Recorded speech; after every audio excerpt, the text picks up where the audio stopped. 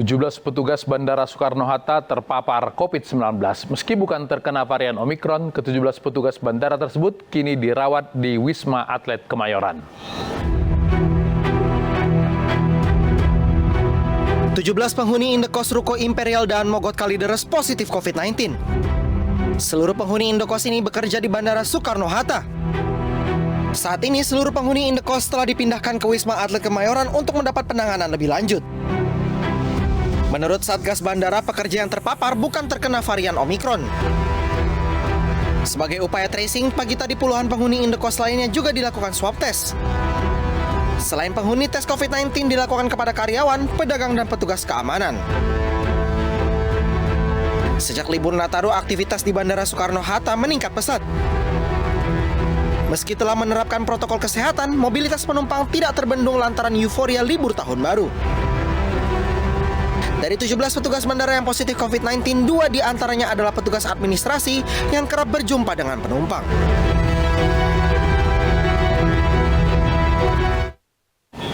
Mobilitas warga yang meningkat menyebabkan penyebaran virus COVID semakin meningkat juga. Kita akan berbincang bersama epidemiolog Pandu Riono. Pak Pandu, selamat malam. Selamat malam, Pak. Apa kabar? Kabar baik, Pak. Ini selalu terjadi setiap ada liburan yang membuat mobilitas warga meningkat. Apakah setelah beberapa kali terjadi ini masih kita anggap sebagai hal yang wajar, Pak Pandu? Ya, pertama bisa dibilang wajar, bisa dibilang kelengahan ya. Jadi petugas yang berhubungan dengan masyarakat tuh harusnya tetap menjaga kewaspadaan. Ini kan mulainya dari banyak orang yang tidak waspada, tidak pakai masker dan sebagainya. Jadi risiko penularan akan semakin meningkat kalau prokesnya tidak terjaga. Oke, tidak semua yang terkena dinyatakan terpapar Omikron. Apakah kemudian bisa diartikan bahwa pandemi ini belum berakhir? Pandemi memang belum berakhir, tetapi kalau semua orang sudah divaksinasi, walaupun dia terinfeksi, itu biasanya tidak bergejala, tidak menjadi berat. Jadi manfaat vaksinasi adalah supaya orang yang kemungkinan masih bisa terkena daripada infeksi SARS-CoV-2 ini yang menyebabkan COVID-19 itu tidak akan menjadi penyakit, hanya pernah terinfeksi. Itu yang terjadi pada orang yang baik yang sudah terpapar oleh Omikron atau yang tidak. Jadi manfaatnya adalah bagaimana supaya penduduk segera divaksinasi dan kemudian walaupun sudah divaksinasi tetap menjaga prokesnya, yaitu pakai masker karena bisa melindungi dirinya supaya terinfeksi. Karena dia mungkin tidak bergejala karena sudah divaksinasi, tetapi dia bisa menularkan pada orang lain yang mungkin belum divaksinasi. Pak Pandu, gimana kita melihat ini? Ada orang yang bilang sudah divaksin kok masih kena, atau seperti yang Pak Pandu sampaikan tadi, sudah kena tapi karena sudah vaksin lalu tidak bergejala. Bagaimana melihatnya? Ya, vaksinasi tidak mencegah penularan, ya kan?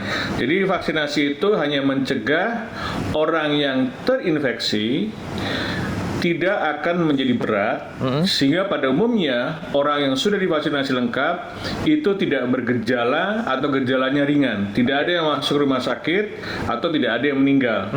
Itu gunanya manfaat vaksinasi. Sedangkan untuk mencegah supaya orang tidak terinfeksi, caranya adalah selalu menjaga prokes, yaitu paling tidak menggunakan masker, karena kan penularan dari droplet atau melalui udara yang ada di sekitarnya. Di akhir tahun kemarin ada 10.000 orang yang bepergian ke luar negeri melalui bandara. Bagaimana kemudian kita memantau supaya ketika mereka pulang tidak membawa virus baru? Ya, semua pelaku perjalanan luar negeri kan harus di-testing pada saat kedatangan, ya, dan melewati suatu fase di mana fase karantina, ya, sekarang 10 hari.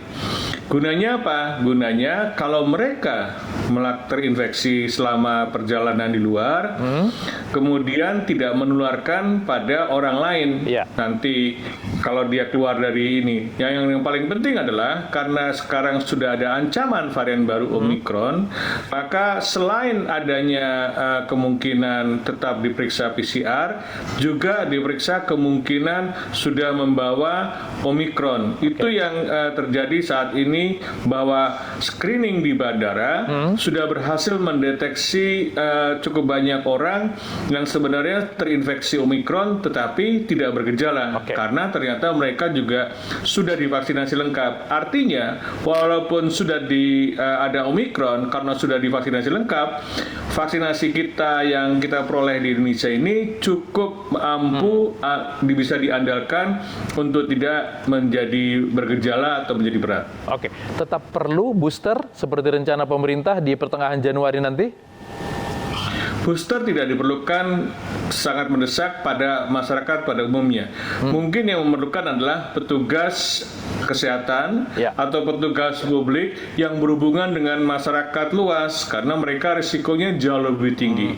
Kedua, penduduk yang sudah memasuki usia lanjut dan penduduk yang mempunyai komorbiditas, karena kelompok ini yang paling rentan kalau mereka terinfeksi atau mereka biasanya responnya kurang baik, sehingga perlu ada dosis tambahan agar tubuhnya membentuk antibodi yang cukup bisa diandalkan. Oke, baik. Pak Pandu, terima kasih sudah berbagi di iNews Prime. Selamat malam. Di saat Omikron sedang menjadi ancaman yang harus diwaspadai, anggota DPR dan pejabat kementerian justru mengabaikan imbauan Presiden untuk tidak bepergian ke luar negeri. Sejumlah anggota DPR pergi ke Kazakhstan untuk studi banding relokasi ibu kota baru.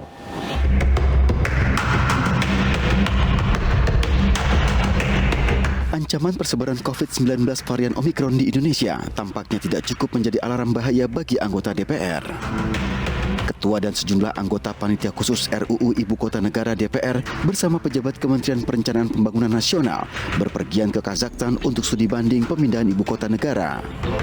Bersama Bappenas hanya 5 yang berangkat untuk kemudian studi banding di sana. Nah, ini kita bagi memang, ada yang ke Kalimantan Timur, itu juga jumlah terbatas saja. Demikian. Jadi hanya perwakilan aja? Iya, perwakilan saja. Padahal Presiden Joko Widodo sudah mengimbau agar pejabat tidak bepergian ke luar negeri untuk mencegah penularan COVID-19 varian Omikron. Saya minta seluruh warga maupun pejabat negara untuk menahan diri tidak bepergian ke luar negeri, paling tidak sampai situasi mereda. Kabar lawatan sejumlah pejabat itu tersiar melalui kicauan utusan Duta Besar RI untuk Kazakhstan, Fajrul Rahman, melalui akun media sosial miliknya. Kazakhstan menjadi negara yang terbilang sukses merelokasi ibu kota dari Almaty ke Astana. Namun mengapa para pejabat begitu terburu-buru studi banding dikala Omikron sedang genting? Apa pelajaran yang bisa kita petik? Kita berbincang langsung dengan pengamat parlemen Lusius Karus. Bung Lusius, selamat malam. Malam, Bung Latif. Seberapa urgensinya RUU ini sampai kemudian para anggota Dewan itu mengabaikan larangan Presiden dan juga larangan Ketua Bamus yang juga Ketua DPR? Yang kita tahu sih RUU Ibu Kota Negara ini satu misi paling ambisius yang disampaikan oleh pemerintah gitu ya di awal pemerintahan 2019-2024 ini. Seperti juga RUU Undang-Undang Cipta Kerja dulu, saya kira Undang-Undang RUU IKN ini juga menjadi salah satu produk legislasi yang paling diharapkan bisa selesai cepat gitu, dibahas oleh DPR dan pemerintah gitu ya. Jadi saya kira publik mungkin merasa ini biasa-biasa saja kebutuhan terkait pemindahan ibu kota khusus untuk waktu sekarang gitu ya. Kita punya urusan lain terkait dengan pandemi yang belum selesai, sehingga saya kira belum waktunya untuk kemudian buru-buru merencanakan pemindahan ibu kota baru.